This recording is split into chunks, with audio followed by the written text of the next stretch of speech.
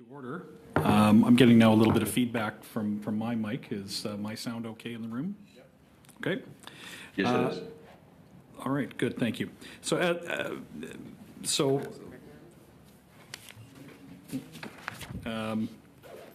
call the meeting to order. So welcome everyone to the second meeting of the House of Commons Standing Committee on Access to Information, Privacy and Ethics.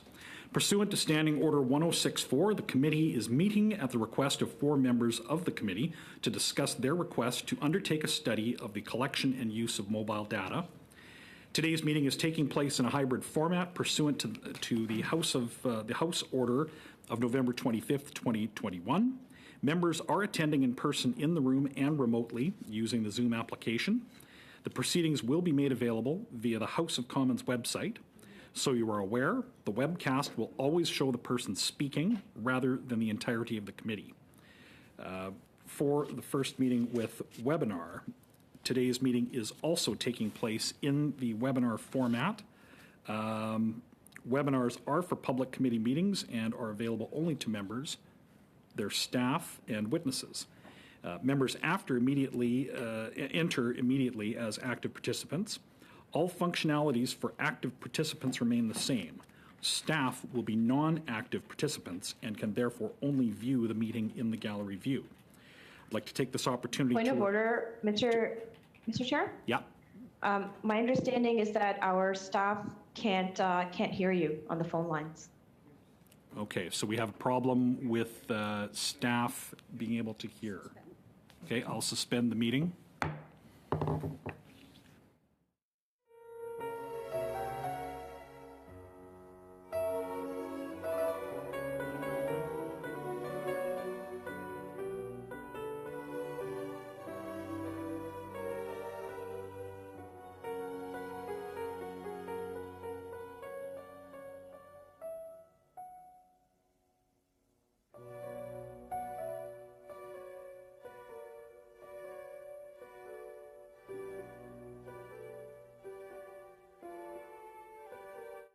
Into order and carry on with just reading some of the important points that people must be aware of. And I'll take this opportunity to remind all participants to this meeting that screenshots or taking photos of your screen is not permitted.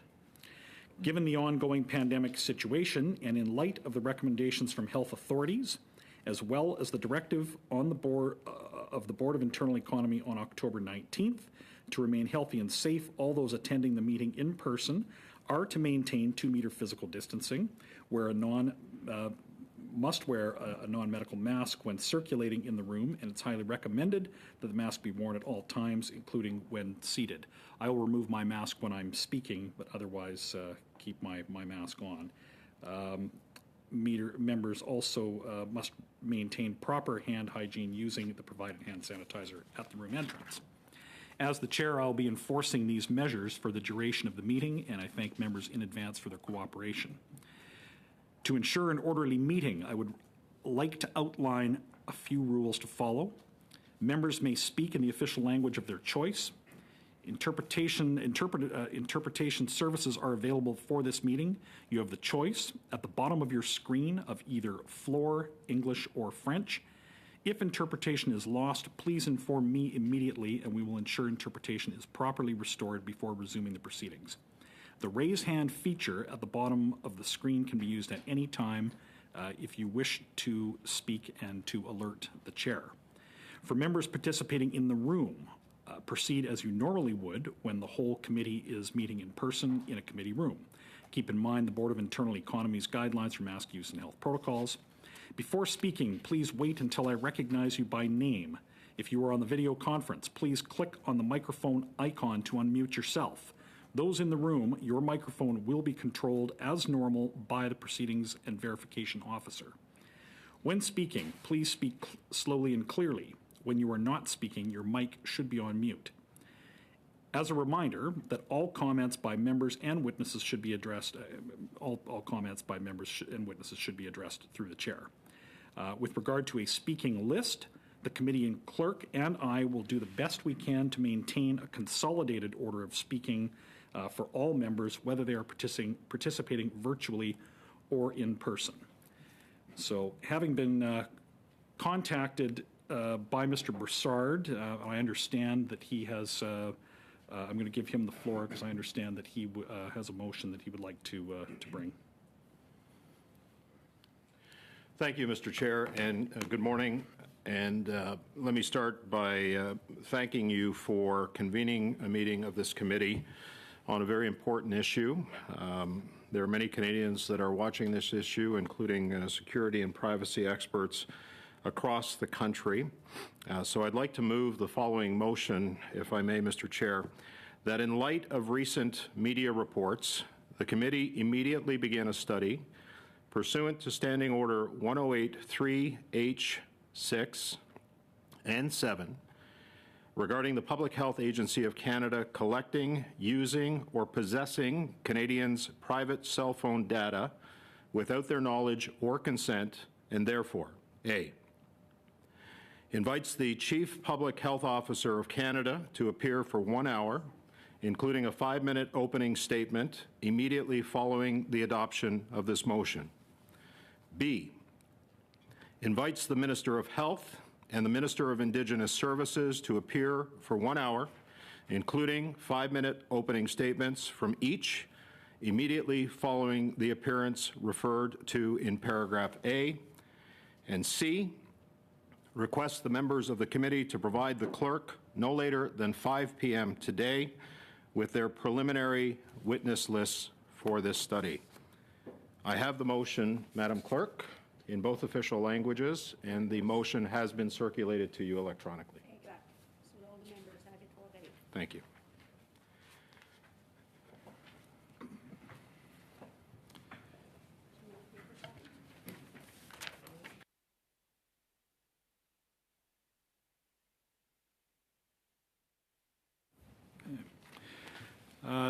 Thank you, Mr. Broussard. And yes, I understand that this motion has been circulated electronically to all members and has been passed about in the room. The motion is in order. Discussion. Oh, sorry. Mr. Chair? Yeah. Just a few comments, if I may. Oh, I apologize. Mr. Broussard was not finished. He was moving the motion, allowing time for its distribution. Right. And Mr. Broussard, you still have the floor, and I see Mr. Fergus will be next. Just on actually, Mr. Chair, just on a technical matter, the point of order, I suppose. I would just like to ask the clerk if she could confirm that she sent that motion to my P9 account, because I do not seem to have it in my emails, and I'm just wondering if it went to the general inbox. I very much believe so, but I will verify that your P9 specifically was added there. Thank you. I'll just give a moment to Mr. Broussard to ensure that the circulation has in fact occurred. Yes, all members in the personal email, they have received it at P9 and MP account, as well as the staff and webs. Mr. Fergus, I'll maybe give you a moment to check again and see if you have it. Do you in fact have it now? No. I do not, Mr. Chair, but please continue. I think it might be an issue on my end, and I will just, if I have a problem, I'll come back to you and to the clerk after. I don't want to interrupt my colleague, Mr. Broussard. Okay, I appreciate that. Thank you, Mr. Fergus, and carry on, Mr. Broussard. Thank you, Mr. Chair, and thank you, Madam Clerk, for circulating the motion. Mr. Chair, this is an incredibly important issue for Canadians since news broke prior to Christmas. And over the course of the last couple of weeks, Canadians have become more aware of the situation. And the purpose of calling this meeting and the request that came from the opposition parties is one of accountability. Here's what we know, Mr. Chair, and I'm not going to take up too much time because Conservatives are here to work. We're ready to work this morning. To that end, I notified the clerk yesterday and the chair and other parties, including the Liberal Party, of my intent to move this motion that would call on Ms. Tam, as well as a couple of ministers, to appear before this committee today if, in fact, this motion is passed. So there's three things that we really need to focus on and dig deep into on this issue. Number one is the data collection contract that existed where Public Health Agency of Canada was collecting data without the knowledge of Canadians, effectively doing it in secret. We need to know what security measures were in place to protect the privacy rights of Canadians. It's come to our attention, Mr. Chair, that over the course of the last week, there's been confusing information between Public Health Canada and the Privacy Commissioner and his office. To what extent did Public Health contact the Privacy Commissioner to discuss how the safety and security and the privacy rights of Canadians were to be protected as a result of this information? So this is critically important that we find answers to these questions. The second issue that we need to focus on, Mr. Chair, is the request for proposal that was initiated by Public Health to effectively continue on with this practice of collecting Canadians' data. The request for proposal was published on December 17th, the day after Parliament adjourned for the winter break, and was scheduled to close January 21st of this month, 10 days before Parliament was to return. And I'll note, Mr. Chair, that curiously, just yesterday, the request for proposal was amended to conclude on February 4th. So we have to, Mr. Chair, find out why this occurred, why this request for proposal was put out when there was no opportunity for parliamentary scrutiny. And it wasn't until this request for proposal was found that Public Health actually admitted that they were tracking the cell phone data of 33 million Canadians, and Canadians weren't aware of that. So we have to get to the bottom of that, and that's why the study is so important. And third, it's not just a matter of looking back, but it's also looking forward, Mr. Chair, and I think this provides us with a perfect opportunity of this committee to call in privacy and security and surveillance experts from across Canada and around the world to talk about an important issue, and that is privacy and data protection in the digital age. I don't just want to look back. I don't just want to look at what caused this problem, who made these decisions, why it was done, what metrics were they trying to hope to achieve as a result of this. But I think we also have an opportunity, Mr. Chair, to look at privacy of data in the digital age and make some recommendations coming out of this report.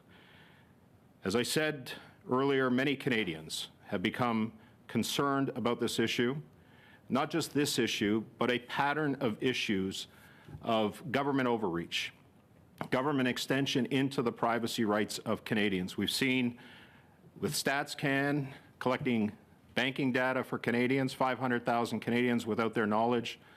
We saw the proposal in the last Parliament of C10, C11.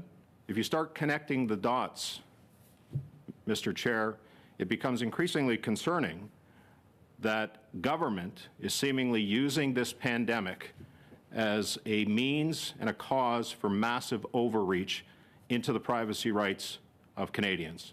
And as parliamentarians, it's incumbent upon us to make sure that we protect those rights, that there is proper scrutiny and oversight, not just the privacy rights, but the constitutional rights of Canadians, Mr. Chair.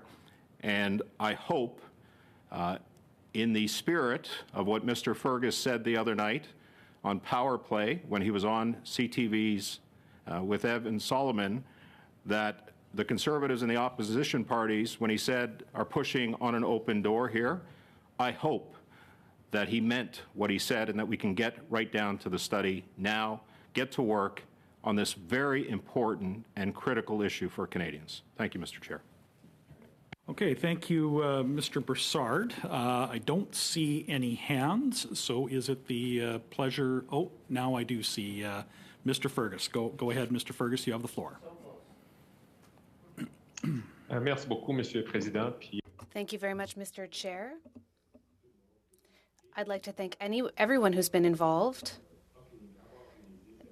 in organizing this last-minute meeting.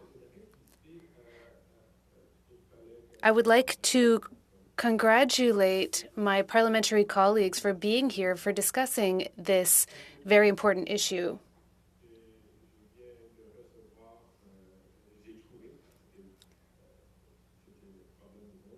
I indeed was having a problem on my end, and I finally found the documents that were sent by the clerk, including the motion from Mr. Brassard. But before I comment on this matter, I wanted to raise the matter of the shared values that we have. Definitely, all members agree that it's important to protect Canadians' privacy rights.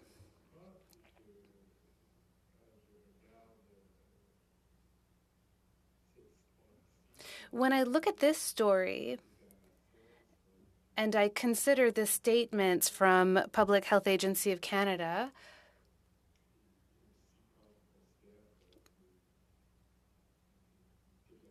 and when I consider statements made by other interested parties,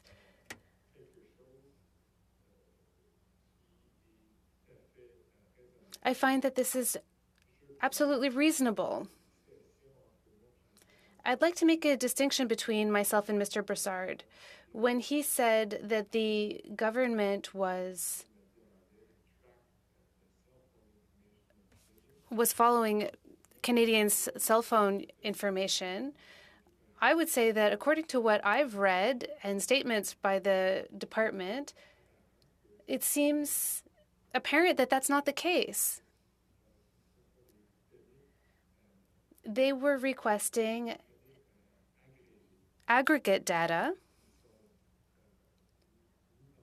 So the data is put together, depersonalized.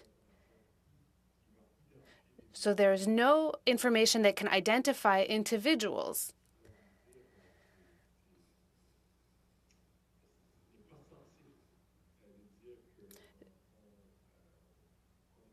So it's unfair to say that we are tracking Canadians. That's not at all the case.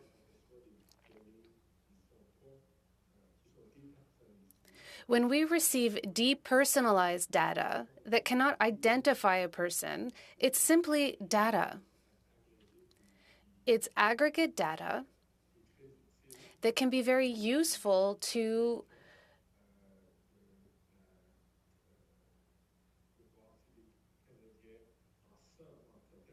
assess whether Canadians as a whole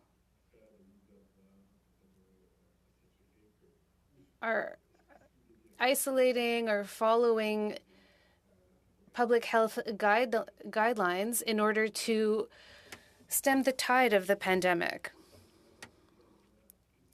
To say that a government department took this data is false. But that said, as mentioned by Mr. Brassard, I would say that there is great openness and consensus on the part of all parliamentarians to get to the bottom of the question if this is not the case. We should investigate and reassure Canadians about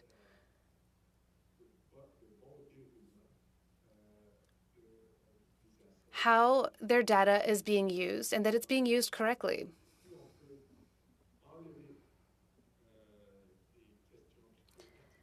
So if we can put aside partisan questions and do sincere work and investigate this matter, I think we'll arrive at a consensus. I imagine that my colleagues would agree that we look forward to commencing this work, and we will ask responsible people to appear before the committee to allow us to do our work, and I think we can do it fairly quickly. we don't have to digress onto partisan questions and arrive at the truth and present it to all Canadians. Thank you, Mr. Chair. Okay, thank you. Next, I have Monsieur Villemeux. Monsieur le Président, bonjour. Thank you, Mr. Chair, and to all of the members of the committee. And under these circumstances, I'd also like to wish you a healthy new year. When I look at this situation, my past as an ethicist is hearkening back. You know, as an ethicist, we're not trying to point fingers. We're trying to understand situations to reach a situation that's for the common good.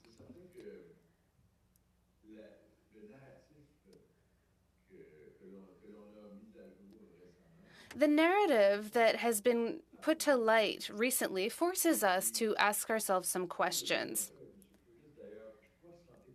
I'd like to agree with Mr. Fergus. I think that Health Canada had a laudable endgame. I don't think PHAC was trying to spy on Canadians. However, I do have a lot of questions about who acted on behalf of PHAC, who collected the data, for what, by who, what was the security process behind all of this?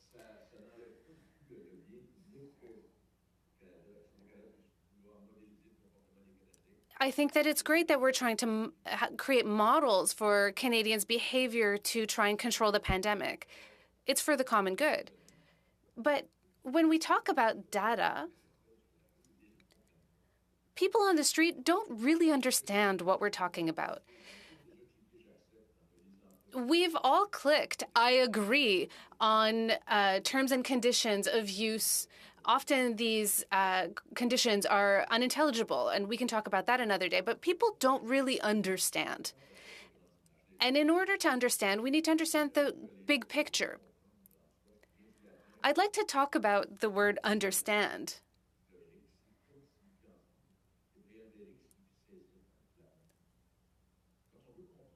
When we're trying to understand, we're trying to grasp a whole picture. And this is exactly what the committee is trying to do. We're trying to get people to understand, to grasp the concepts put before them. We want to make sure that the pandemic is not used as an excuse to erode Canadians' rights. I worked back on the H1N1 issue as an ethicist. I also think about 9/11. It's very quickly to lose our rights to privacy when we're afraid and uncertain. So I agree, we need to put party politics aside. Even if our ideologies are different, let's be clear, we have to be able to say that we're aiming to reach the common good. There are 2 points. And one of them that was mentioned by Mr. Brassard is to look forward. But one, we need to understand why the first request was so opaque, and we need to understand how the RFP functions. My intention here is to understand, to help the population, our citizens, to understand in order to protect privacy, which is precious, and often it's overlooked. Thank you, Mr. Chair. Thank you. And now, Ms. Khalid. Thank you very much, Mr. Chair, and thank you to the members for raising this very important issue. I really laud MP Brassard for his concern about privacy and data protection in the digital age, and I'm really hoping that we can build that consensus to ensure that governments of the day and quite frankly, governments of the future respect the privacy of Canadians in what is becoming less and less private as we go through the digital age. I just wanted to put in some points of clarification with that Monsieur Brassard had raised. Now, he had mentioned, and in the letter also, in calling this meeting, he had said that Canadians were unaware, and there's a number of news articles that have been published over the past number of years, including a statement by the Prime Minister on March 23rd, 2020, entering into a contract. And then there was an article highlighting in April 14th, 2020, that the chief public health officer, Teresa Tam, told reporters she was convening a federal, provincial, territorial group of officials on the use of cell phone location data. And I do believe there's a significant amount of interest, she said, but noted that there are many innovators with lots of different ideas, each of which would need to be evaluated on metrics like privacy. And that was back in April 2020. So I do believe that PHAC in finding ways to combat this pandemic and ensuring that Canadians are kept safe, I did take into account what that accountability, that transparency really looked like around privacy. And in fact, I was reading the RFP, and in the RFP that's been put forward, it says clearly the contractor must protect privacy by providing de-identified data to ensure the anonymized nature of the data, removal of all personal identifiers, and grant users the ability to easily opt out of mobility data sharing programs. Now, when I read this, I went back to Monsieur Broussard's letter, and I noticed that there's a term that's kind of being used interchangeably. And I think that really highlights how much more we need to learn about this issue. And that is mobility data versus mobile data. And all of the news articles, in fact, even those that Monsieur Broussard refers to, all talk about mobility data and aggregated data. And I think that that is a very important distinction. But having said all that, I do believe that this is an important study, and I'm hoping that we can build that consensus and set aside partisanship, as Mr. Fergus said, and ensure that we are doing the right thing for Canadians as we grapple with what I think is going to be the most pivotal issue of our lifetime as we deal with the digital age. Thank you, Mr. Chair. Okay, thank you. Ms. Sachs, I saw you had your hand up, but you no longer do, or did you wish to speak on this? And not at this time, okay. Mr. Chair. Thank you. All right. There being no other speakers, is it the pleasure of the committee to adopt this motion?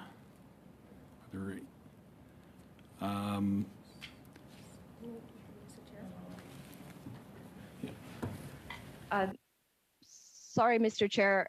Is it possible? I mean, we're not because we're not in the room. We don't, and there are members in the room.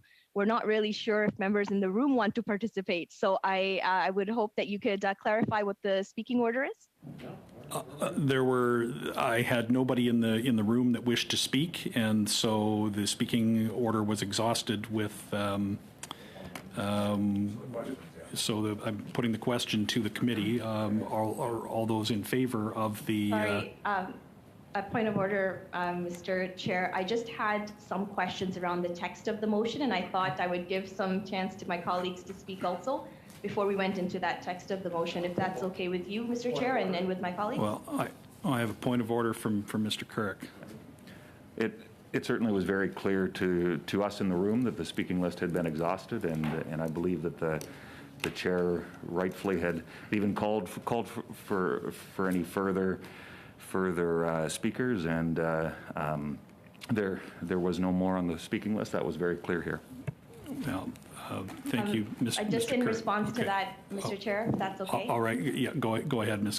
Kalind.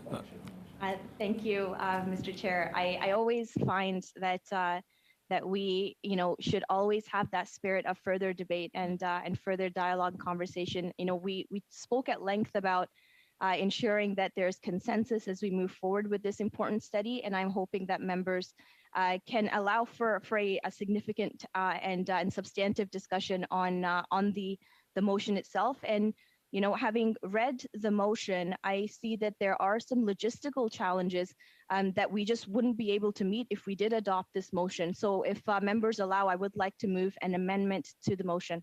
Just, I'm going to ask for just one moment before I continue, and I have a need to confer with the clerk for a moment.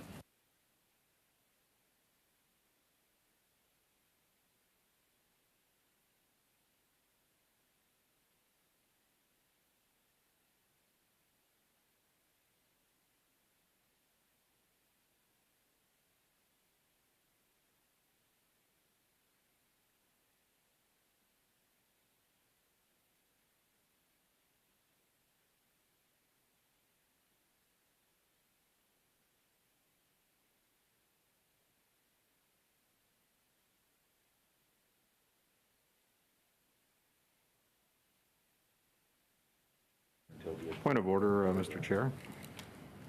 Okay, sorry, okay, there's a point of order. Mr. Broussard, go ahead.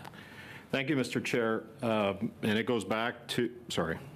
Okay, I better do this in order. I had some hands up, Okay. but I'd like raising a point. to hit these quickly.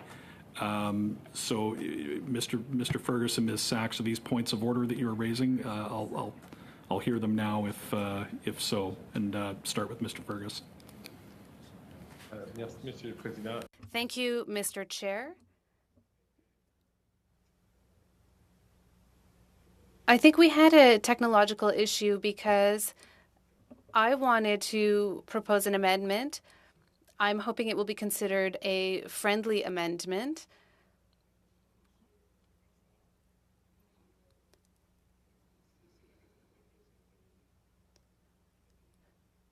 That's why I had raised my hand. I thought my hand was already up, and it was not the case. But I also know that you were just consulting with the clerk. The nature of that discussion really, and I do, given that we're in a hybrid format and the challenges around that, I'm trying to allow some latitude, but I had in fact called the question, and once a vote, there had been no debate. There were no speakers either on Zoom or in the room. So I was in the process of commencing a vote. Now the vote had not, we hadn't gone to a recorded vote. All right, go ahead, Ms. Sachs. Thank you. As I was the last one to speak with my hand up, it was made clear to me that Ms. Hefner had been trying to raise her hand to speak after me and was having technical difficulties. And it was very unclear to those on the Zoom screen that we were ready to call the question. So I would ask in this hybrid format that we are in, and for the sake of us all working constructively towards a successful motion so that we can explore this important issue, that considerations of the technical issues that we are all navigating, including Ms. Hefner, are taken into consideration before your insistence of calling this. Okay, I'm going to go to Mr. Broussard, and then I'll ask Ms. Hefner if she has resolved her technical issue. Go ahead. Thank you, Mr. Chair. And I just, again, I want to reaffirm the point that there were no hands that appeared either on Zoom, and I was watching the screen closely, nor were there any indications from within the room that there were other people that wanted to speak. So you quite clearly called the question. So if they want to, members of the Liberal Party want to challenge the chair on that, then that's their right to do that. Thank you. I want to.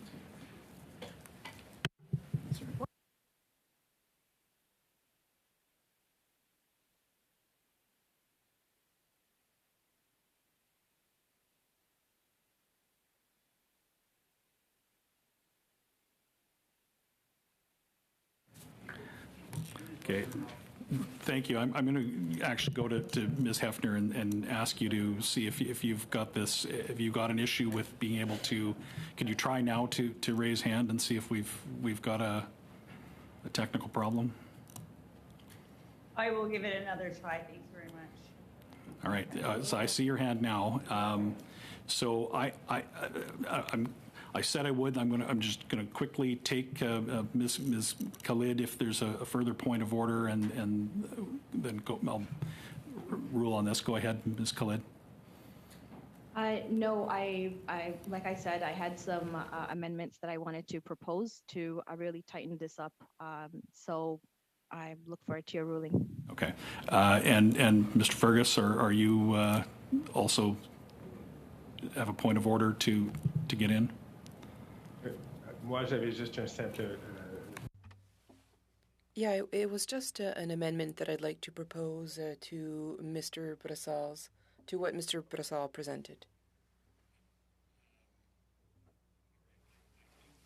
Mr. Fergus, you did have the floor and had an opportunity to do so earlier, and so I'm trying to, ordinarily when the chair asks the question, when the voting commences, then there are no points of order at that point. So the speaking had been exhausted. I'd actually given Ms. Sachs an extra opportunity to get in on debate with her having lowered her hand. So I feel that, in fact, that I did ensure that each member had a chance to speak, and there were no more speakers, so we will proceed to the vote. And I was going to ask just I could have had a show of hands if members were in favor, but we can go to a recorded vote if Recorded that's the vote, please. Okay.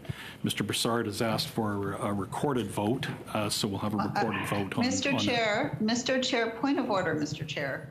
Okay.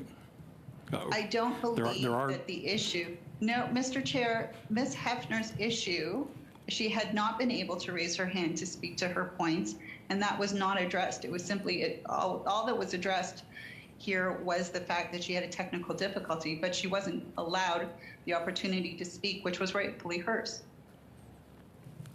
Okay, fair. If Ms. Hefner had comments that she wished to make on this, in terms of fairness to members, with the technical obstacles that we have to a Zoom call, I will allow Ms. Hefner some remarks if she would like to make them. But having exhausted the speaking list and actually been in the process of commencing a vote, which is ordinarily not cannot be interrupted with points of order, I'll let Ms. Hefner get her comments in on the record, and then we'll have to go back to the vote, which is ordinarily what is required to occur once debate has collapsed, which notwithstanding Ms. Hefner, debate had collapsed.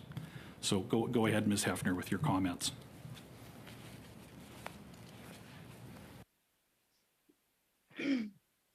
Thanks very much. I would like to move an amendment if I can at this time. I did have some concerns with the motion as it was presented, and I'll go forward with those right now. First off, I have concerns about the timing laid out in this motion. The fact that we're expected to have ministers from 2 different departments appearing today, I think is unreasonable. I would move to amend the first section to take out the words immediately from the motion. Secondly, in the section B, I would suggest that we remove the Minister of Indigenous Services from the panel because I don't believe the Minister of Indigenous Services has the authority or the standing to be able to respond to concerns from the current health department. I would also, further amend that statement just to make it clear that we're only looking to hear from the current health minister. In section C, I would like to see an amendment after the word 5 p.m. to change the word today to Friday, January 14th. And those would be the 3 amendments I would suggest to this motion to move it forward. I do appreciate the privacy concerns, and I think it's valid to look at how data is collected and to ensure that Canadians' personal cell phone data isn't something that's being collected. This is mobility data. It's being used in jurisdictions all over the world to help authorities deal with the pandemic. It's really valuable information about where people are moving based on their postal codes.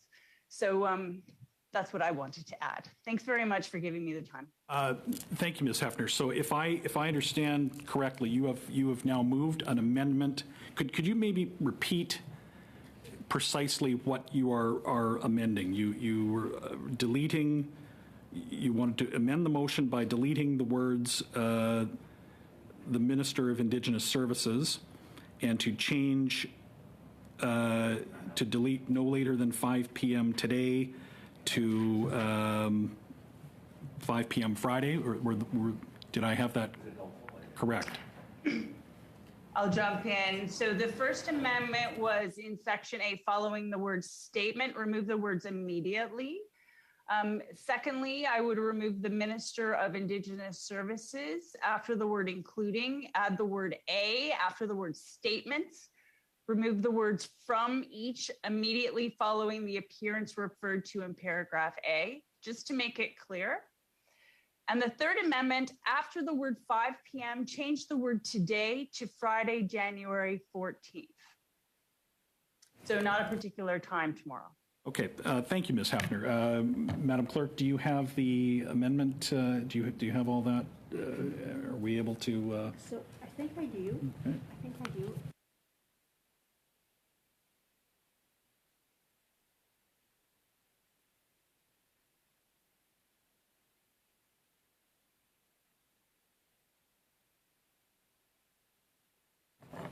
So just to make absolutely certain that we're clear, you are moving just to, we're deleting the Minister of Indigenous Services from the motion, deleting the word immediately, and changing the time for recommendation for witnesses.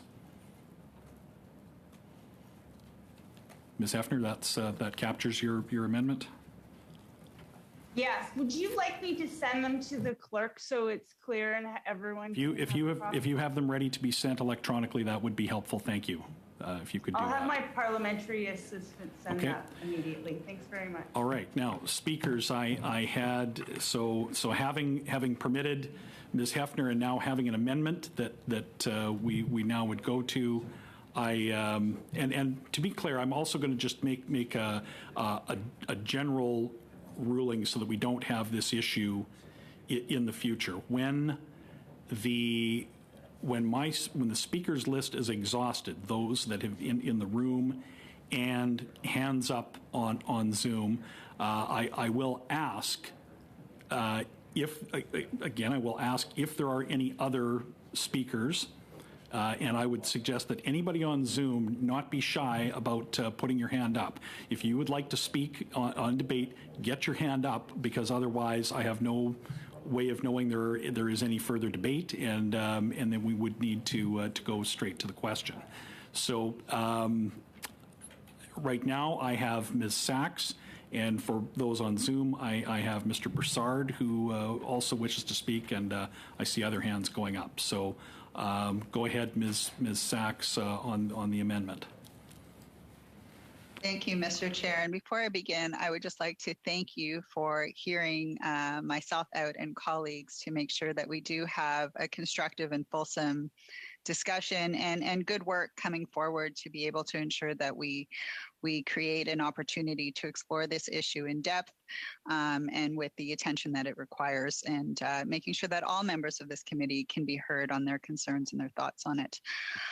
With regards to the time limitations, with a 106.4, when those are submitted, there's usually a 48-hour notice period. And I just want to make sure that when we're talking about changing wording from immediate, the reasoning behind that is really that we want to be respectful to all members of the committee and understand the urgency of the issue, but also make sure that we are respectful of the witnesses and the time that it takes to prepare and moving their schedules to be here, so that we can have successful and constructive discussions and interventions by committee members. Today's meeting was set up in less than 48 hours with the notices that were provided, and I want to thank all of the committee members who are here today who made the time, because we do understand the urgency of the matter. But notwithstanding, I really think it's important that we respect procedure and that we respect people's time, including the witnesses that we call here, and not set precedents of immediate and demands of pulling Dr. Theresa Tam and the members of PHAC are doing extremely critical work right now as we navigate through this pandemic. The same with the Minister of Health and other senior officials.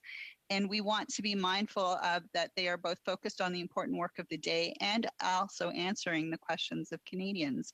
So when we put forward this need of time, and setting the time in this committee to have those important discussions, that we are respectful of the officials' time to make sure that they can appear and can answer those questions.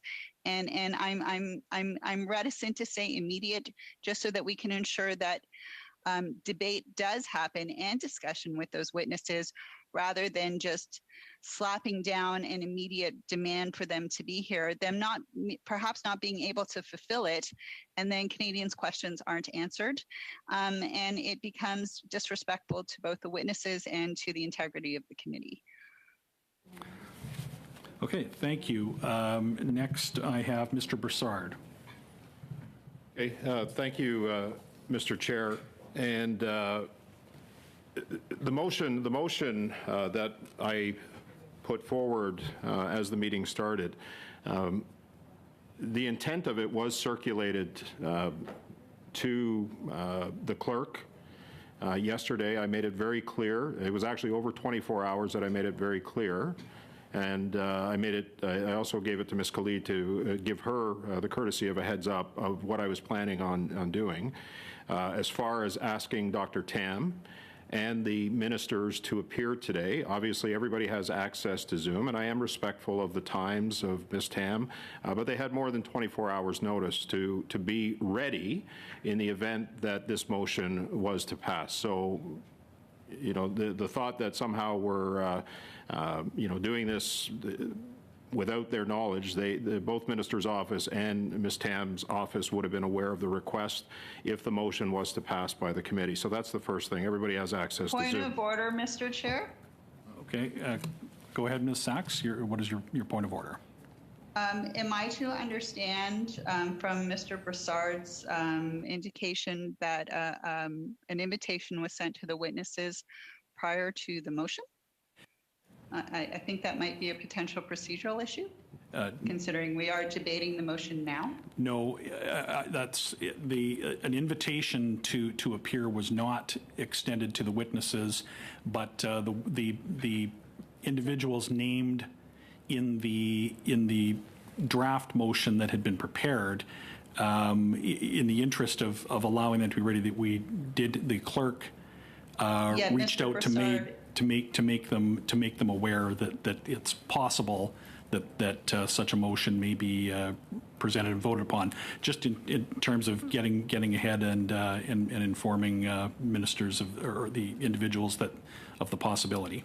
So carry on. Thank you, Mr. Chair. And that obviously, you know, speaks to the urgency of the issue and the fact that we need to deal with this. The second thing I would say, Mr. Chair, on the amendment, I know that the amendment calls for the Minister of Indigenous Services, Minister Hadjiu, to be stricken from this list. I think Minister Hadjiu is an important piece of this puzzle as it relates to the information data collecting that was happening while she was the Minister of Health. We want to find out for sure not just the involvement of PHAC, but also the minister's involvement in this collection of data. So I think it's important that Minister Hadjiu be part of this as the former Minister of Health. Of course, Mr. Duclos would be important as well, because the RFP was proposed as he was the minister. So it's not just a connection between PHAC, but a connection between PHAC and the government. And I think it's important that both ministers appear. Now, the next question I have, Mr. Chair, is a procedural one, because the motion did speak about immediately following the adoption of this motion. If this passes, if the amendment fails and the main motion passes, then my question to you procedurally is, when would it be possible in the near term to have a meeting of this committee reconvened with either one or both ministers able to appear, as well as Ms. Tam? So if I'm to agree to this, understanding what the Liberal members are doing with respect to immediately, I need to know that we're going to have a meeting sooner rather than later because of the importance of this issue. And so I'm asking for your direction on that, Mr. Chair. Thank you, Mr. Broussard. And before I go to Mr. Fergus, as chair, I am able to convene a meeting. It'll be at the call of the chair, and if we can meet, I mean, it'll be up to, in part, the availability of interpretive services and room availability and whatnot. But I would look to, given the intent of the motion to do this quickly, I would work toward that end. Can I ask, Mr. Chair, what assurances we would have that the ministers and Ms. Tam would be available to the committee at a time when the committee is called? Okay, I can't answer that. Perhaps question. the mover of the amendment may be able to answer that question. Okay, I'll maybe. Point of clarification, Mr. Chair? Okay, well, go ahead. Go ahead, Ms. Clyd. Thank you. I'm just wondering, as you had indicated, Mr. Chair, that the clerk had sent out a potential notice, I think that's how you phrased it, as to this may happen. I'm just wondering if you got a response back. I mean, obviously, we want this study to happen. It has to be at a reasonable time. So I was just wondering if maybe the clerk has had a response back, and maybe the clerk can help update us as to what that invitation process is going to look like.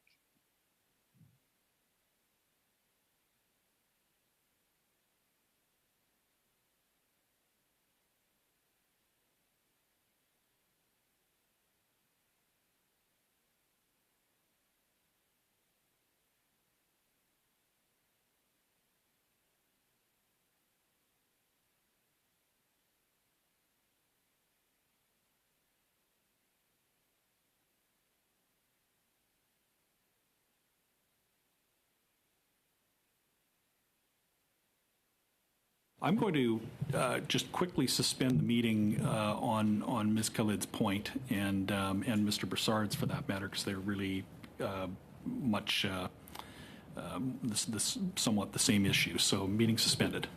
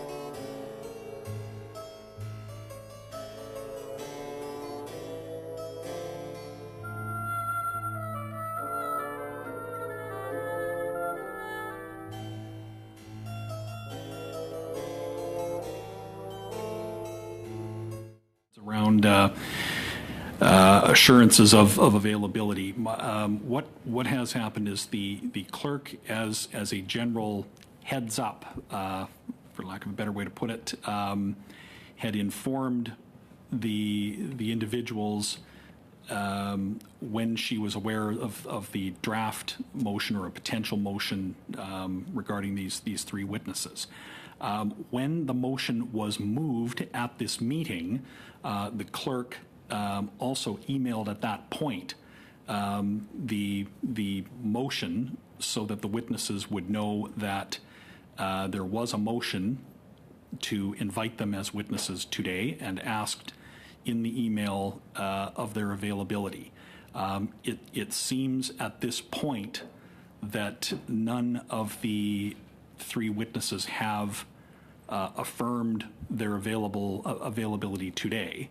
Now, the committee, on this motion, the committee is free to adopt whatever motion it would like and invite any witness it wants. It would be then a matter of availability, but the committee is free to invite a witness, and then it will be up to the witness and the administration of the committee to do its best to accommodate and address availability. So I hope that somewhat clarifies. It doesn't clarify Mr. Broussard's question about assurances of witnesses' availability, and I don't think that I mean, I as chair am not in a position to comment on any such assurance, but I think that addresses the question that the point of order that Ms. Khalid raised. So if that's Can I, Mr. Chair, can I just speak to that a little bit? I'm sorry to be taking up time on this, but I feel that we need to be careful. Point of order. The precedent that we're setting. Sorry, we've got point of order on top of point of order. So that was your point, is concern of the precedent, and I will go to I have a point of order from. If I can just finish what Okay. I was saying, Mr. Chair. Okay, go ahead. I wasn't sure. It's just that my understanding is that prior to a motion being tabled, it is confidential, and for us to having reached out to witnesses prior to us having the discussion, it makes me uncomfortable and nervous, and I just hope that we will be better in terms of how we communicate in the future. Mr. Couric, point of order. So, Mr. Chair, just a couple of clarifications. Just wanting to affirm, because there's obviously challenges, which I acknowledge fully, with the hybrid format. Just to ask you to clarify that this motion is in fact in order, and that it's being debated as such, and kind of what the committee can expect in terms of a path forward. And just to ensure, I know that there's been a number of points of order and of course some complications, some of which is related to the hybrid model. Just to ensure that the regular rules of order of how committees are to operate are enforced, because certainly policy-related discussions in a speaking order is incredibly valuable, and certainly I intend to ask to be put on the speaking list but there needs to just be clarity as to exactly what the process is as we're proceeding with, if this motion is in fact in order, and what the committee can expect here over the course of the next meeting, as there's been certainly from my perspective, a little bit of confusion as to exactly where we stand on this amendment and the motion in general. Okay, the motion is in order, the amendment is in order, and as I had clarified in discussing my ruling earlier, henceforth, when there are both hybrid and in-person participants, I will ensure that when I have exhausted, when the speaking list that I have, which is a combination of people who catch my eye in the room and those who have their hand up on Zoom, that I will ask if there are any others before then asking or calling the question, proceeding to the vote. So The amendment is in order, and that's we're debating now. Yours was the last point of order, so I'm going to go back to my speaking order and go to Mr. Fergus, if that is the end. Okay, thank you. Mr. Fergus, go ahead. Merci beaucoup, Monsieur le Président. Puis avant que je commence. Thank you, Mr. Chair. And before I continue, I would like to thank you for your flexibility, considering that we are working in a hybrid model. And I know that it's not easy to manage a hybrid meeting, considering that there are always technical issues. I also know that some things are happening in the room that we cannot see. So I would like to thank you and thank all of the colleagues who are present around this virtual table for their patience and their flexibility. Mr. Chair, I think that the discussion between Mr. Brassard and Ms. Khalid is the crux of the issue, but there is another aspect that I would like to highlight. So in Ms. Hapner's amendment, in the second part, she mentions inviting the former Minister of Health. As a person who has parliamentary experience, I believe that the House's tradition is to make sure that when a minister is present, that minister is responsible for the actions taken or the measures taken by their department. So that minister is responsible for past actions and current actions. And given that tradition, I believe that Mr. Duclos should be the one who should answer for the Department of Health, for Health Canada. So I think that that's a tradition that we need to maintain. And very few exceptions have been made in the past.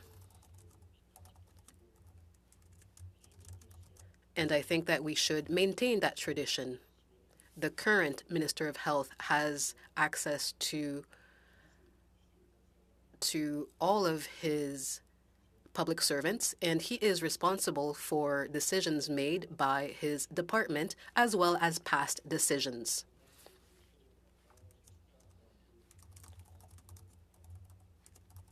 So I hope that we can keep that tradition for the second part of Ms. Hefner's amendment. And if we can do that, I think we'll be able to move forward and we'll be able to proceed quickly.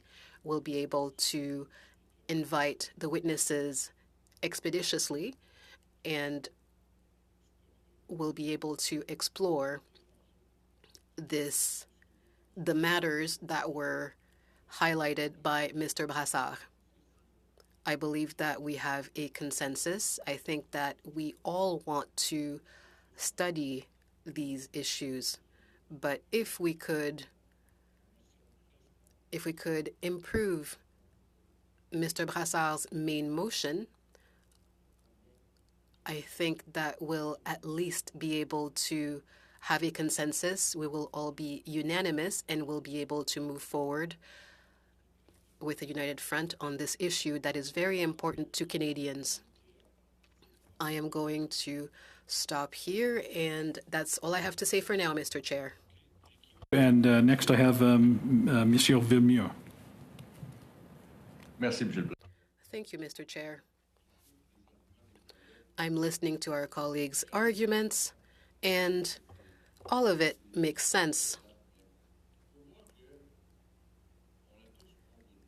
We all agreed that it was important, that this was an important issue. The motion also signals a certain urgency. Currently, there is a request for proposals that is open. It means that there is a time constraint. And without wanting to push the debate, I think that we need to understand that there is a matter of urgency. While we are currently debating, this RFP is still open. There are people who are working on it. So it's important for us to consider the time aspect. And I also like hearing what my colleagues have to say, but when it comes to inviting the former Minister of Health, I think that we need to understand that there's a difference between accountability and responsibility. So you'll forgive me because I have to talk about the word's origin.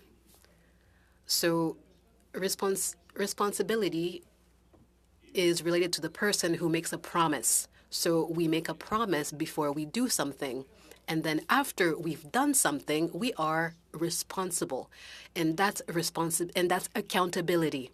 Yes, Mr. Duclos can be accountable for his predecessor's decisions, but it is only the person who made the decision and who chose to justify that decision that can explain why the decisions were made. So the responsibility remains with that decision maker. Therefore, I would like us to follow the citizens' wishes instead of following tradition. Thank you. Next, I have Ms. Khalid. Thank you, Mr. Chair. And thank you to our colleagues for all of their interventions. I think this has been a really heartfelt and substantive debate. Perhaps just on that point B, maybe we can start with the Minister of Health, and at a later time, if we feel that that questions have not been answered, we can come back and reevaluate whether we want to add anybody else to the witness list that could help clarify those questions for us, just in the interest of building that consensus and moving forward. As members have agreed, there seems to be a sense of urgency here. Now, I do realize that PHAC did delay the RFP by a number of weeks. So I think we do have a little bit more maneuvering time to start this study, and I'm hoping that it can be a substantive one. So I will again express my support for having just the Minister of Health come in, and then to perhaps reevaluate later who else we'd like to add to the witness list. Okay, thank you. And next, and I apologize if I actually have perhaps made an error or two in the order, but I have Mr. Green next. Go ahead, Mr. Green. I do appreciate the opportunity and want to take this moment to welcome all the members back. I'm sure, many of us would be on our other work in our constituencies, but here we are, given the timing and the sensitivity of the issue. Mr. Chair, you'll note that I've stayed relatively quiet throughout this debate, really keenly interested in the substantive points of debate from the members around the table. I will ask this, though. In following up on Mr. Kirk's comments around points of order, I've experienced this in other committees, and I would ask through you, in consultation with the clerk, referencing the House of Commons procedure and practice under Section 13 of the Rules of Order and Decorum, that at some point in the near future, you as the chair provide all members of this committee a clear and defined example of what does and doesn't constitute points of order. You'll note that in the second paragraph under that Section 13 of the Rules of Order and Decorum, it states, although members frequently raise claiming a point of order, genuine points of order rarely occur. And it's just been my experience in past committees that is used to disrupt and jump the line. And very rarely, when asked what the actual point is, does it actually align with what we have in our standing orders. So I think rather than see that be used as a tactic in this committee, I would ask for the purpose and expediency of our debates that a clear definition be provided to all members, sir, and that through you as the chair, when a point of order is raised, that a member of this committee actually state the point of order that they're raising, rather than launch into debates or other kind of tactics that might cause for a delay in the actual procedures of this committee. So I think that if we can clear that up, then we'll know on a move forward basis what actually defines a point of order and what doesn't, and then hopefully it'll be used in instances that are genuine. Hey. And thank you for providing me that opportunity for that request. All right, thank you, Mr. Green, and that's you make some excellent points. And this is point of order. Something. That, no, I'm only kidding. I'm only kidding. Okay, Mr. Broussard is all right. So there's no point of order for Mr. Broussard. That being the case, I have Ms. Sachs next. And then you. Thank you, Mr. Chair, and I want to thank my colleague, Mr. Green. You know, these are challenging times for all of us in Zoom and hybrid, and Mr. Chair, I appreciate you taking all of this feedback and ensuring that we have successful debate that's respectful and that everyone is heard.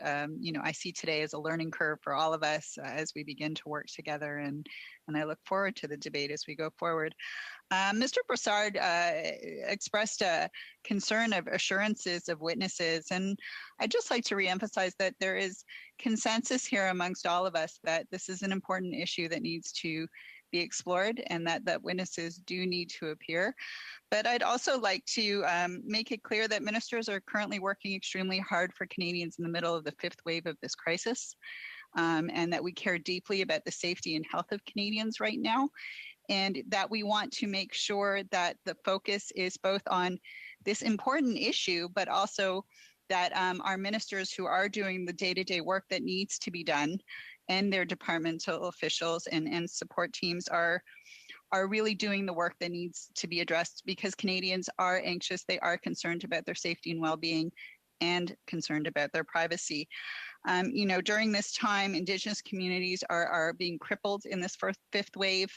Major urban centers like mine and my riding in particular of York Centre is seeing tremendous numbers during this wave, and we need to balance that out. We need to make sure that we are answering these important questions in a timely manner, and ensuring that also that the confidentiality of these motions as they're presented here and debated and discussed, and then that we work as much as possible with consensus and unanimity to ensure that the witnesses that we need are here to answer those tough questions, but also serving Canadians during this crisis time.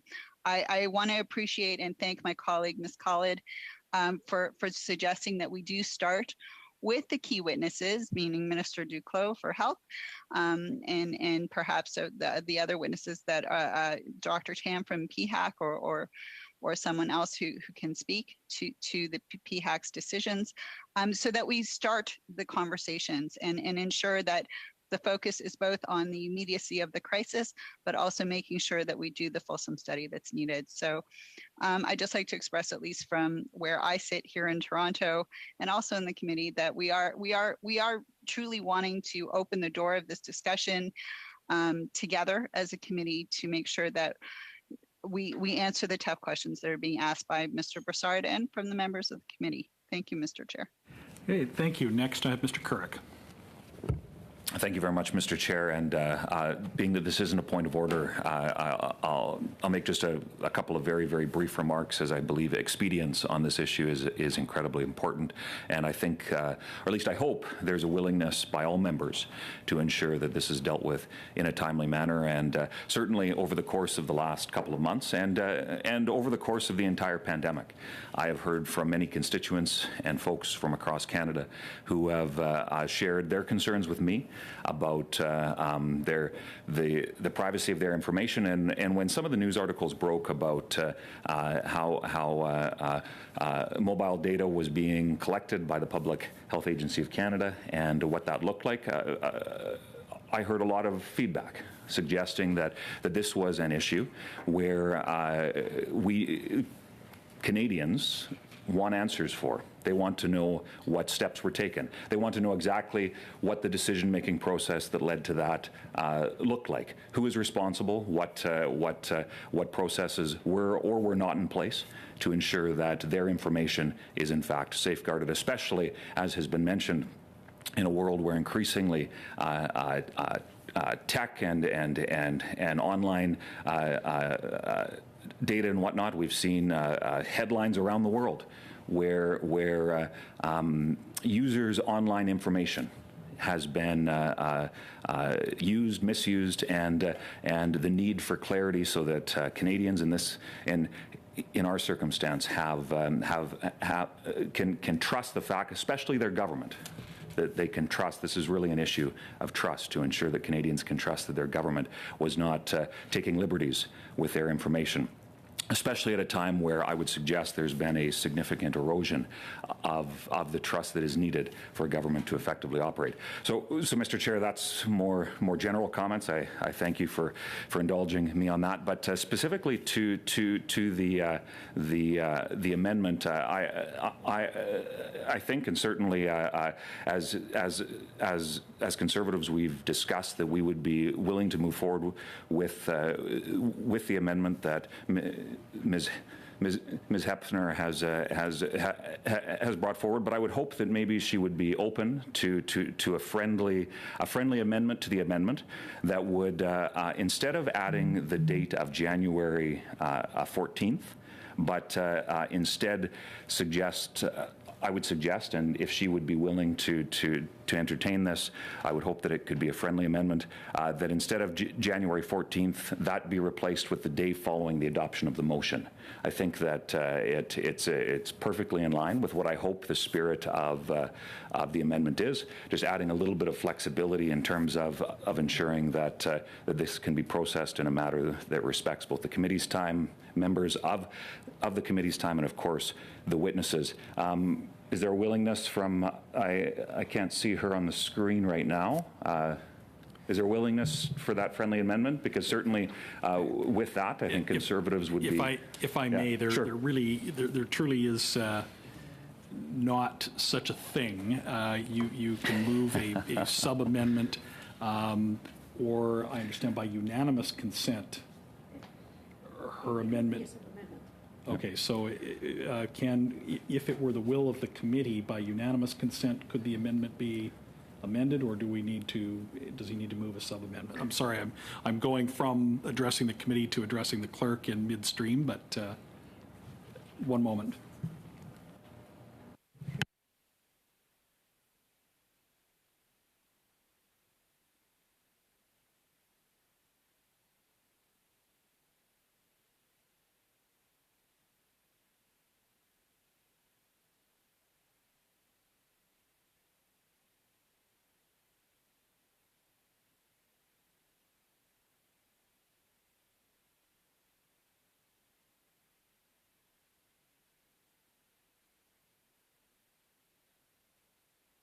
Okay, so I think really the only way to address this is going to be by sub-amendment. So if Sure. are you, so is this a sub-amendment now, Mr. Kirk? Thank you, Mr. Chair, and I would simply say that as members of the official opposition, we've been heartened to hear that even as there's this amendment it does change the witness list some. We've been heartened to hear the comments from Ms. Khalid that suggests that if we don't get the answers that Canadians are expecting from the study, that there's a willingness from the Liberals, and I would hope from the rest of the committee as well, to hear that there would be a willingness to make sure that we do call those who would be responsible and able to give all of those answers. So, Mr. Chair, I would move a sub-amendment that would simply replace January 14th with, and I quote, and the clerk, I would, simply replace the words January 14th on the amendment with the day following the adoption of the motion, period. Thank you very much, Mr. Chair, and I'd like to thank the committee. The sub-amendment is in order, and resuming discussion, I have now discussion of the sub-amendment. I have Mr. Fergus next on my speakers list. Merci beaucoup, Monsieur le Président. Thank you, Mr. Chair. I must say once again that I'm heartened by the cooperation here. The sub-amendment proposed seems reasonable. I hope it will be passed. If I understood Mr. Kirk, and this is one of the issues with virtual meetings, is that we can't read the room, so to speak. So I think we're working towards a consensus of adopting the sub-amendment proposed by Mr. Kirk, the amendments proposed by Mrs. Hefner, and the motion proposed by Mr. Brassard. So I think this is a good thing. I hope I'm understanding correctly. I hope that the members that are in person will confirm it, but I think we can adopt this quickly.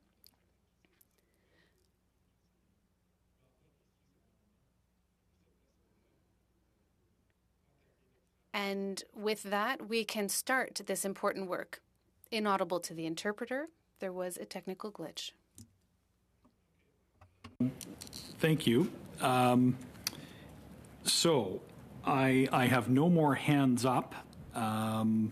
So to be clear, is there anybody else that wishes to speak on to the sub-amendment?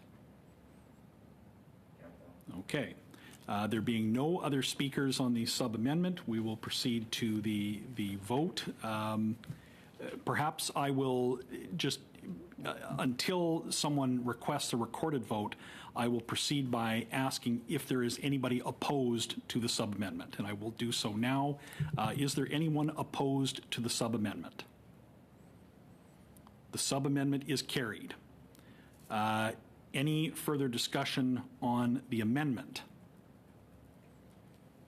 Seeing no hands up and no one in the room, we will go to the vote on the amendment. Are there any members opposed to the amendment? I see Ms. I'm opposed. Okay, Monsieur Villemur is opposed. If there is nobody else opposed, I will declare the amendment carried. Mr. Chair, I think in order, Sorry, go ahead. in order to follow procedure,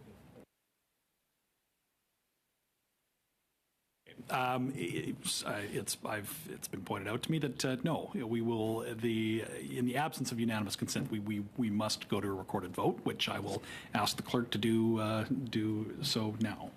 Can I get clarification just Very on what quickly. the amendment is, please? Yep. Thank you. May I Point of order. allow the clerk? Okay, Monsieur. First, perhaps let me address Monsieur Brassard, who and I think that that's valid. That we would just clarify the amendment that we were voting on, and I'll ask the clerk to do so. Thank you, Mr. Chair. So the sub-amendment was agreed. So the sub-amendment was to modify January 14 for the day following the adoption of the motion. Therefore, the amendment, as amended by the sub-amendment, would be the following.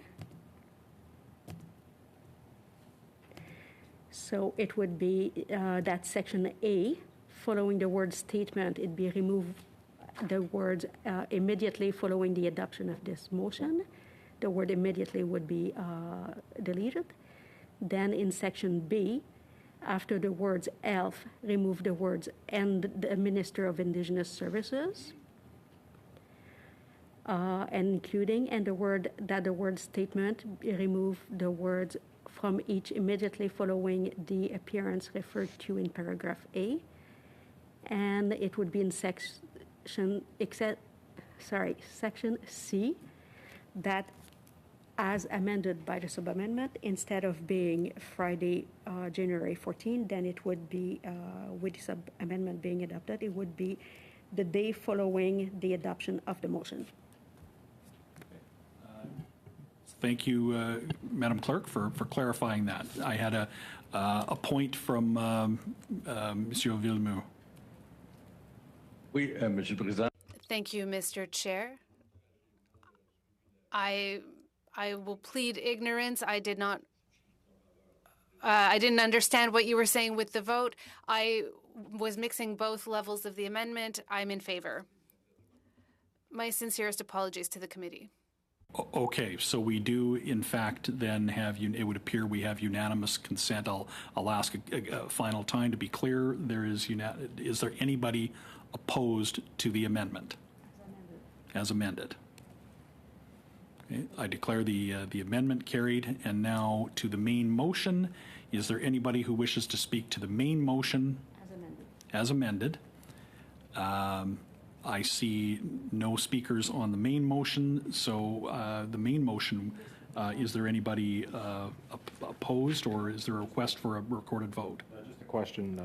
I have a question on the main motion. Go ahead. Thank you. Thank you, Mr. Chair.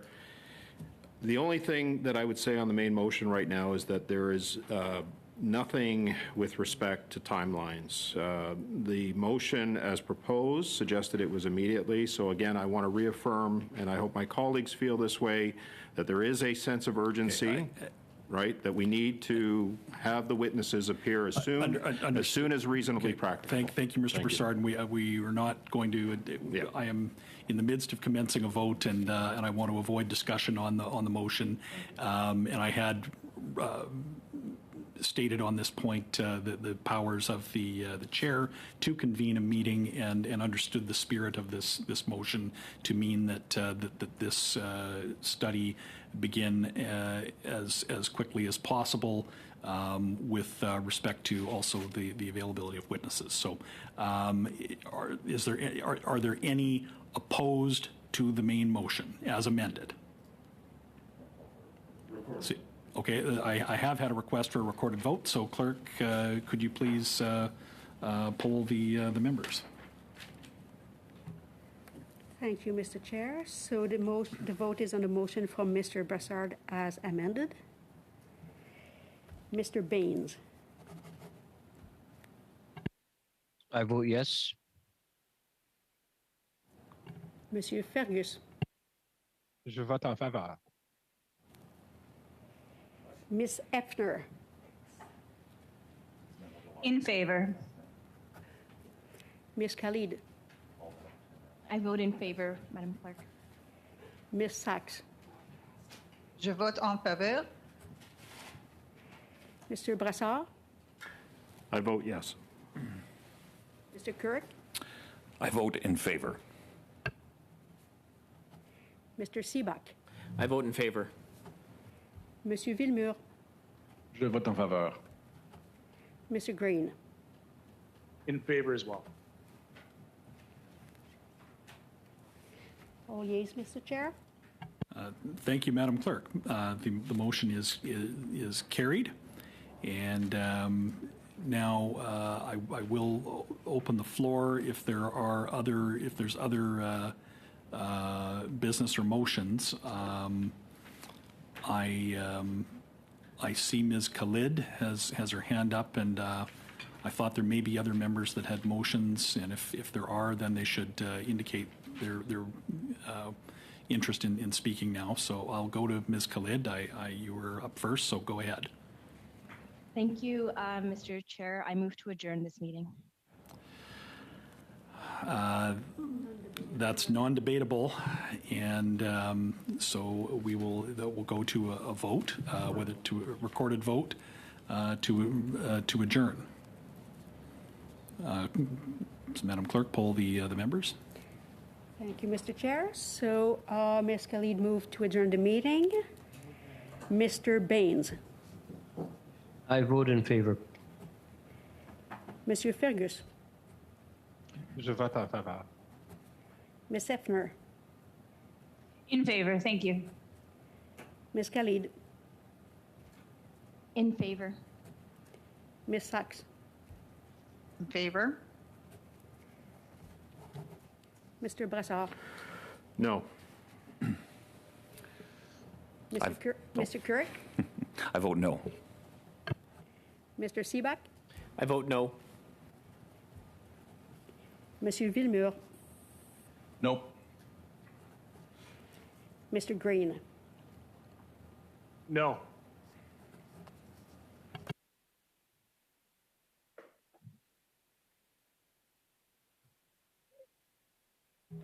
So, yeas pour 5, nays contre 5, Mr. Chair. I vote no. So I now go to Monsieur Villemur. J'ai un amendement que j'aimerais déposer. Il va vous être envoyé immédiatement. Je vais le lire à l'oral. Vous le recevrez.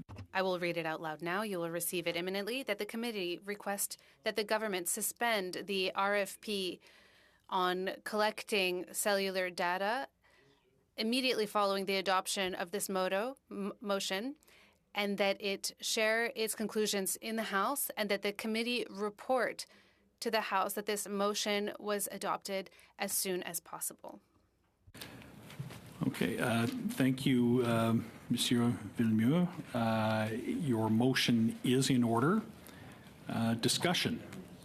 Did you wish to speak to the motion, Monsieur Villemur? Oui, je rappelle avec.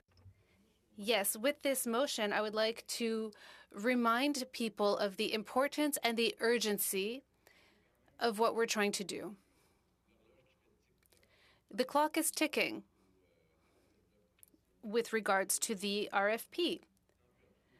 So we want to save time for anyone who would like to submit an offer to this RFP.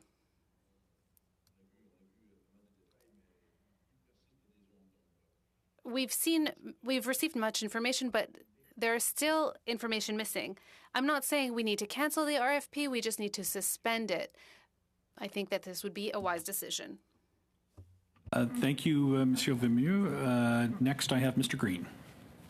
Thank you very much. And I want to thank my friend from the block, Monsieur Villemur, for providing this, I think, very important and obvious next step, given the context of the conversation of concern around the table.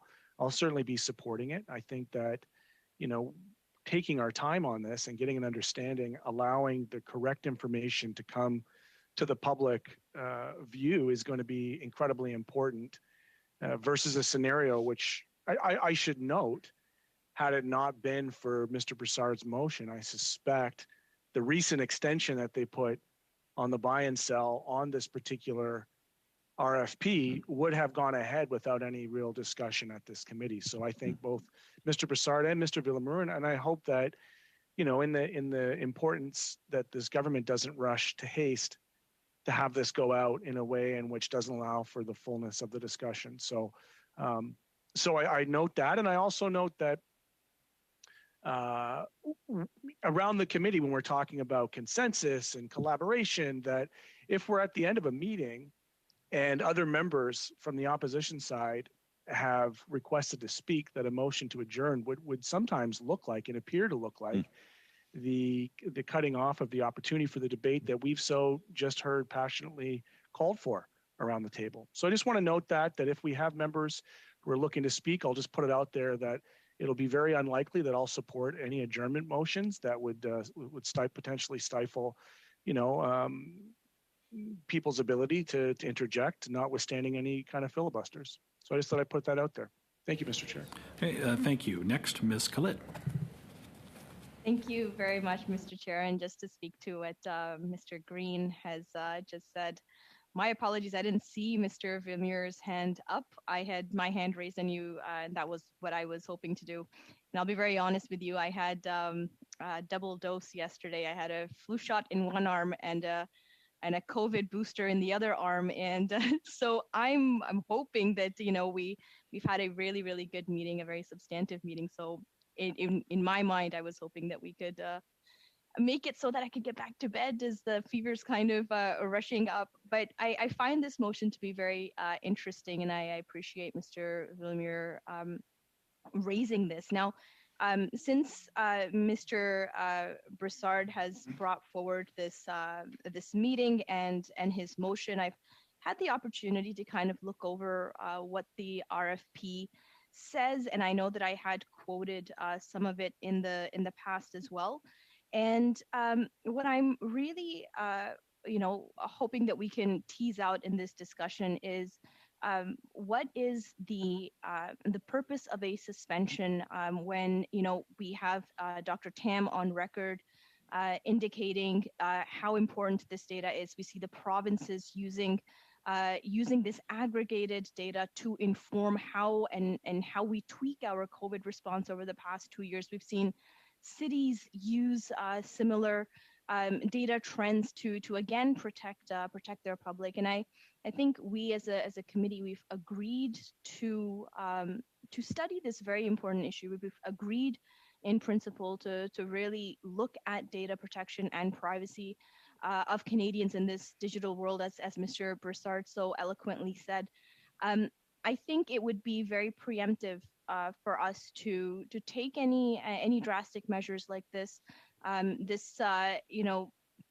We really do need to do that deep dive into this study, which I think we're all excited to do and very eager to get going. I think it would be preemptive for us to suspend the RFP. I know that the minister or the PHAC has delayed the tender date by a number of weeks. And I am sure that if we get our study underway and we start listening to witnesses, if we start scoping out exactly what our concerns are, because at this point in time, just given the nature of discussion, given the letter that Mr. Broussard has presented before us, I don't think we have a clear understanding, myself included, as to what issue we're dealing with in terms of privacy, in terms of the scope of these companies. When I had raised this before as well. We talk about the difference between mobility data versus mobile data. We talk about disaggregate. We talk about aggregate. And all of these articles that I've cited over the past 2 years that have been written on this issue, all of the work that's been done on this issue, I don't think that we should take lightly what we're asking for here. I think that we really need to understand the scope of the issue before we make that decision. So I would encourage members, let's get the study started first and see how we can prevent the lives of Canadians that we're losing due to COVID.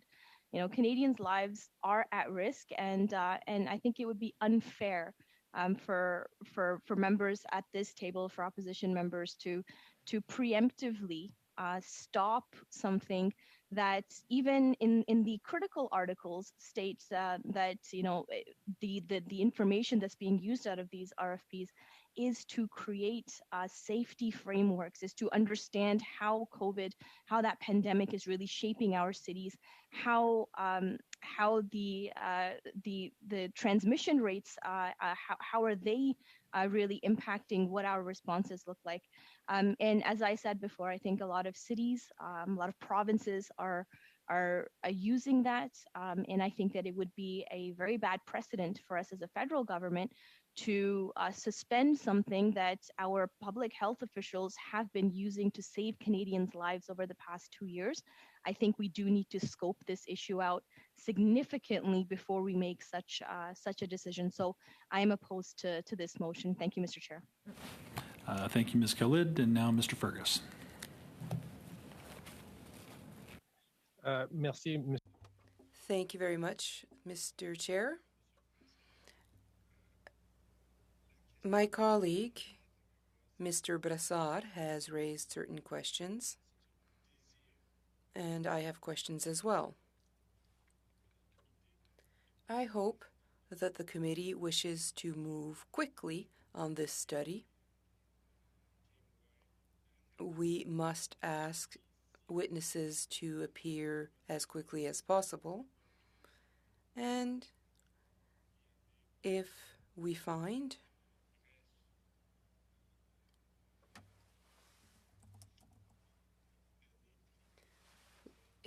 that there has been no breach in the use of Canadians' information, I hope that we will be able to turn the page on this study, because as my colleague, Ms. Khaled, has mentioned, if we think, or in fact, if we believe in officials' work, I believe that this work was done with a good intent. I believe that the work being done is to also protects Canadians' privacy. They've used the data, cities have used the data, provinces have used this aggregate data, and I hope that we don't take this tool away from them, away from provinces and cities and health departments. I hope that we don't take away their capacity to use this data. Of course, this is all if we find that there has been no breach towards the privacy of Canadians. Mr. Chair, you know that the opposition has a majority on the committee here, but I hope that we can act responsibly and wisely as well, because we are talking about the lives of Canadians here. It's important that if we find quickly enough that everything is in order, I think that we should put an end to this study. This would allow us to keep using this data in an appropriate fashion, of course. And officials assure us that this is what is being done. It is a grave responsibility that behooves us if we decide to go ahead with this motion.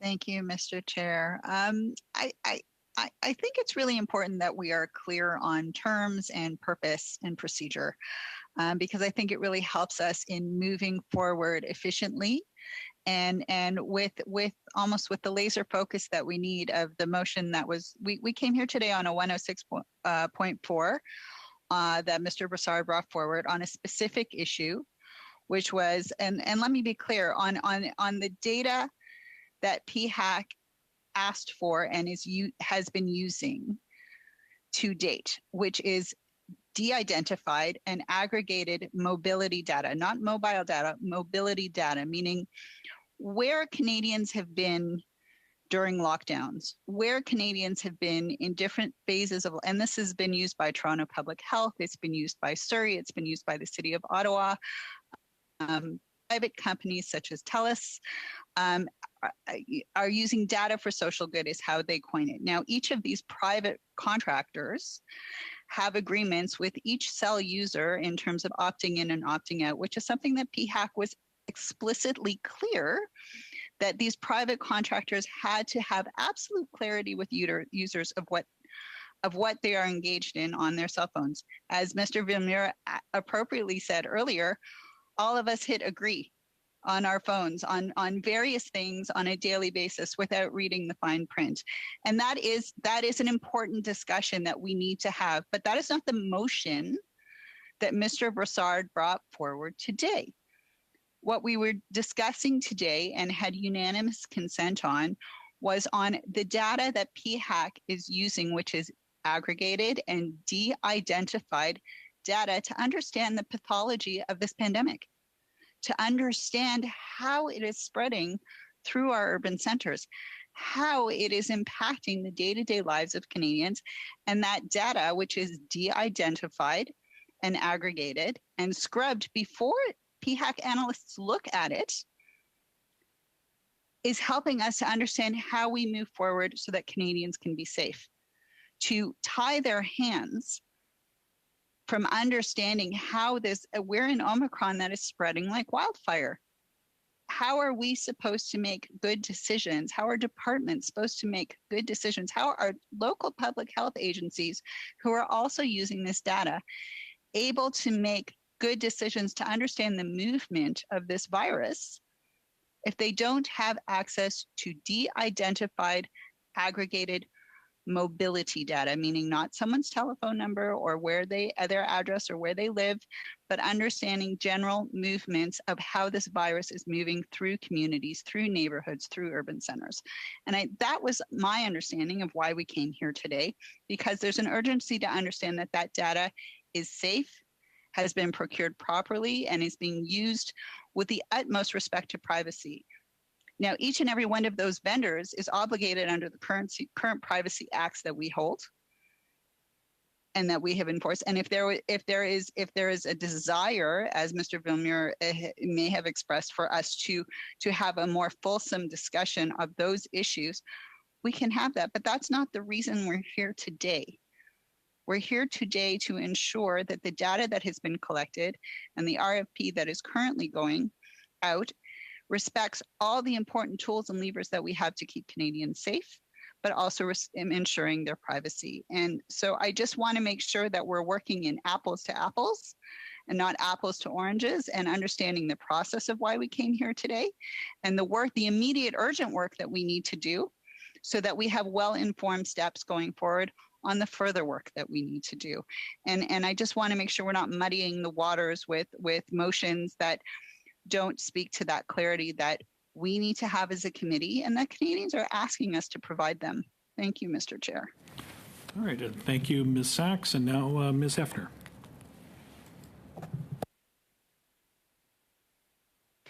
Thanks very much. I think my colleagues made my points already very clearly, so I'll keep it brief and just go over. My concern about suspending the RFP is that we are still in a public health emergency, and the public health agency is using this data right now to show whether the public health measures are working. This is data that's helping inform public health policy. This is something that could help us avert outbreaks. So my concern is, yes, we have to make sure that Canadians' data privacy is being protected, but at the same time, do we have any privacy concerns? There's no evidence that any Canadians' privacy has been compromised to date. This is information that companies are collecting now all over. This motion doesn't stop Google from collecting this information and publishing it as well. If you go on a public health website, since from what I understand, December 2020, you can see this data that is being collected and given to public health, because I just want to also make clear that public health isn't collecting any data. It's taking information about where Canadians are moving. That's why it's so important to be clear about the difference between mobility data and mobile data. Mobile data makes it sound like people's private information is being shared, and that's not what's happening here. We're getting information on where Canadians are moving, mobility data. So I just wanted to reiterate those points that my colleagues have already very well iterated, and move on from there. Thank you. Thank you, Ms. Hefner. Now, Monsieur Villemure. Merci, Monsieur le Président. Thank you very much, Mr. Chair. Yes, there is data available. There is information with regard to Google. I know, for example, that the province of Quebec used Google data. However, the government isn't Google. We could attack Google on many other examples, yes, but the government is not Google. One thing that I'd like to say, what Health Canada wants to do with this data is laudable. The end goal is a good one. However, I do have preoccupations and concerns about how to go forward through private companies, for example. I hope that this pandemic will end quickly, and if Health Canada can help us do that, great. However, we're talking about aggregate data here. We're talking about de-identified data. However, what if it can be identified easily? All of this is difficult to understand, and I'd like to come back to something that I've already said. We have to understand the details here, and we have to allow Canadians also to truly understand the entire situation here, because the use of data, it's not necessarily well known right now. But once data is out, and speak to Edward Snowden, he'll confirm this, once it's out, it's out. You can't put it back in.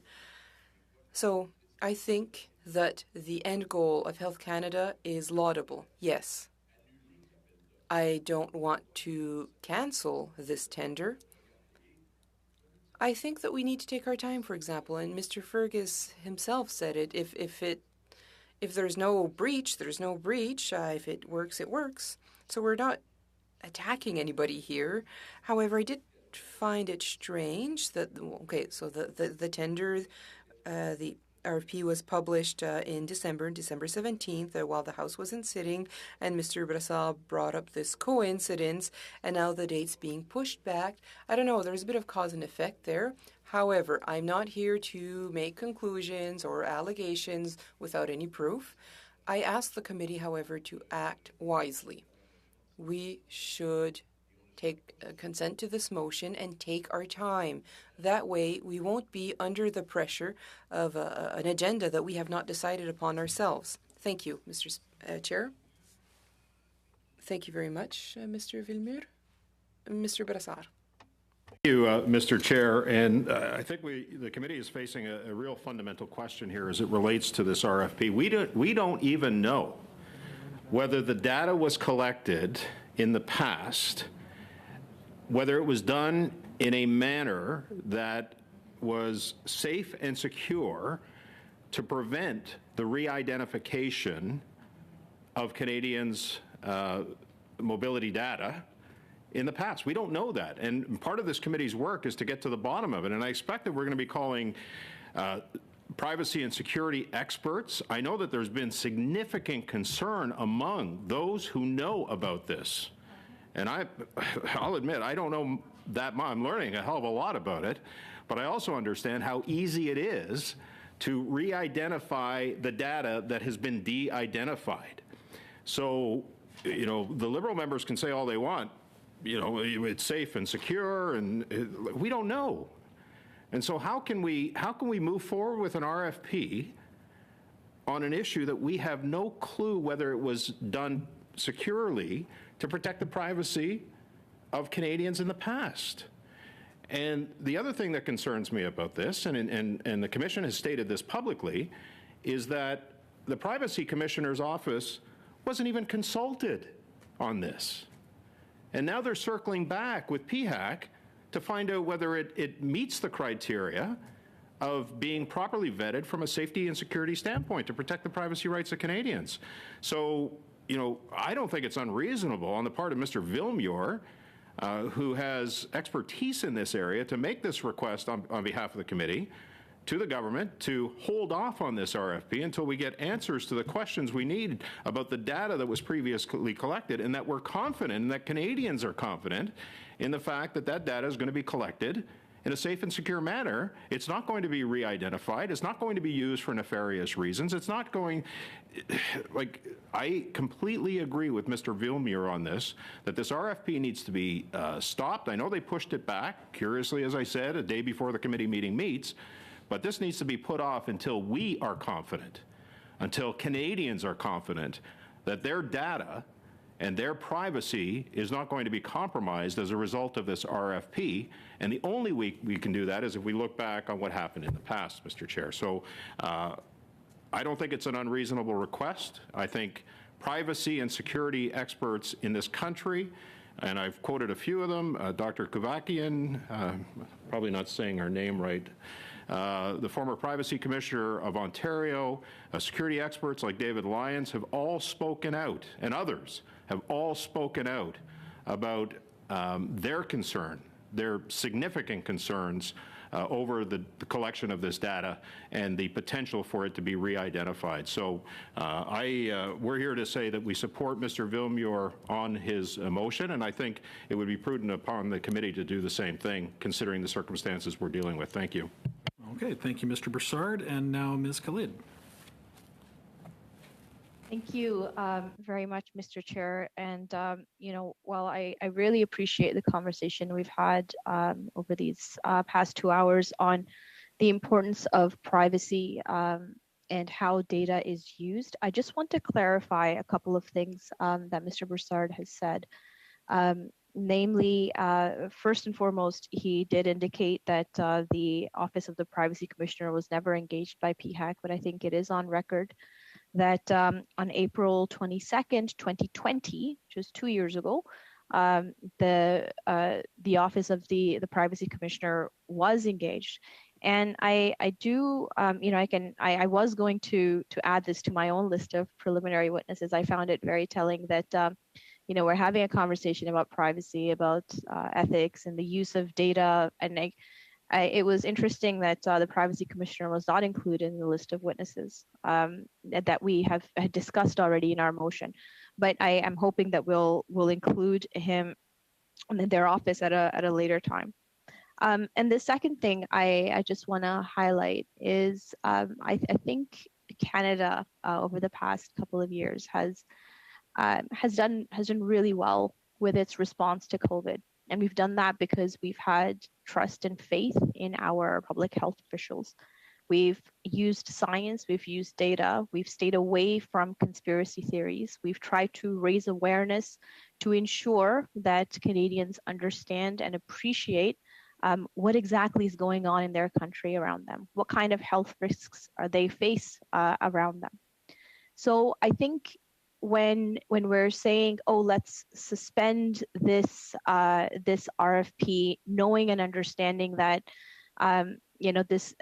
this type of aggregated data collection is done by private companies, is done by provinces, is done by cities, in that interest of moving forward on our dealing with the pandemic and with other similar issues as the years go on.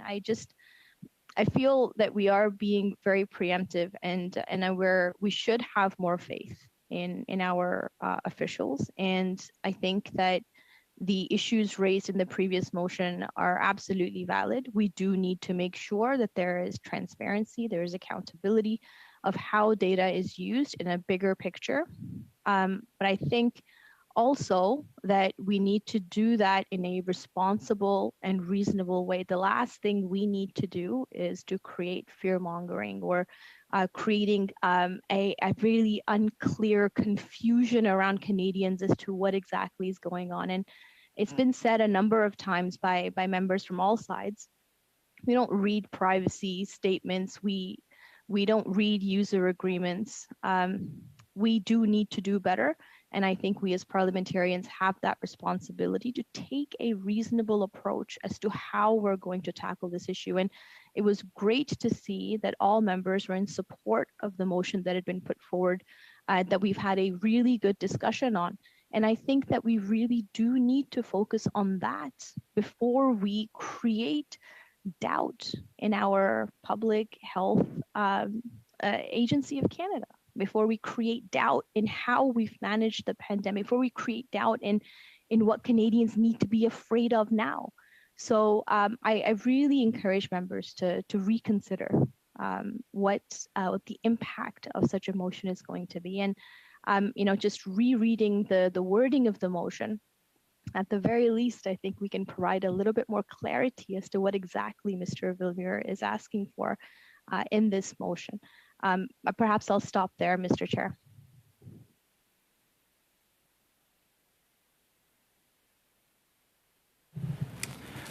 Thank you, Ms. Khalid. I note that the time is now just past 1 o'clock, and there is typically an implied consent that the meeting end at 1 o'clock.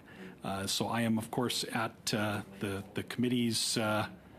It's in the committee's hands. I see there are hands up to speak, and so if members wish to continue the meeting, we can. I don't know if I want to maybe put this to a quick straw vote if we have a majority of members that wish to continue the meeting, or if the meeting should adjourn now at the time that ordinarily there would be implied consent to end the meeting. So perhaps just a show of hands for any that wish to continue the meeting. Okay, I have Monsieur Villemure. I have your hand up. I don't know if it was up before, so I'm not sure. So you wish to continue? Je voulais proposer. I wanted to propose to adjourn and to resume the discussion on Monday.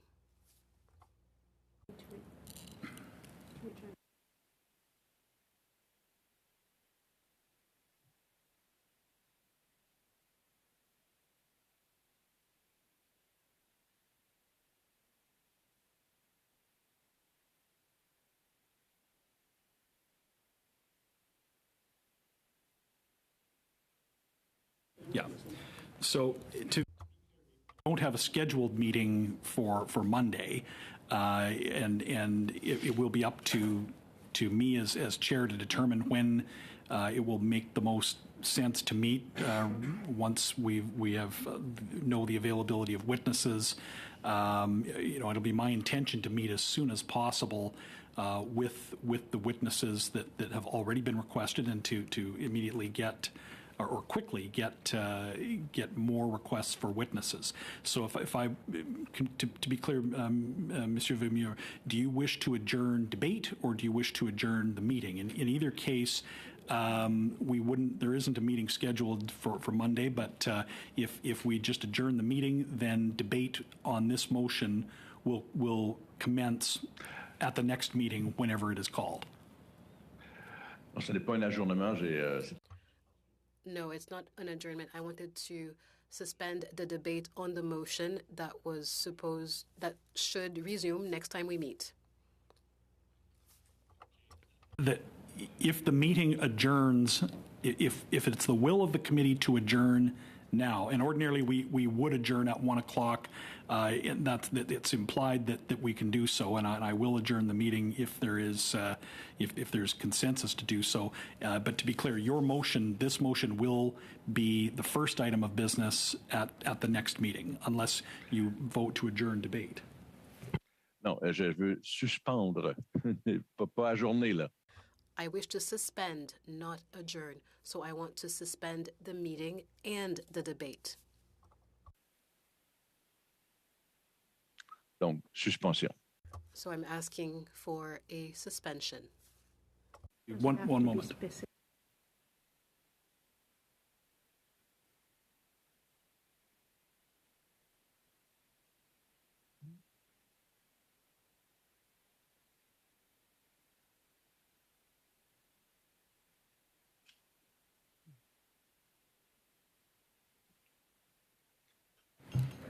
Okay, Monsieur Vermeulen, if I understand you correctly, and sensing the will of the room by absence of hands from Zoom participants and from those in the room, I'm inclined to adjourn the meeting. In which case, then your motion we can return to it at the next sitting of the committee. So if there's, I don't see any other discussion. So having said that, then I will adjourn now. Meeting adjourned.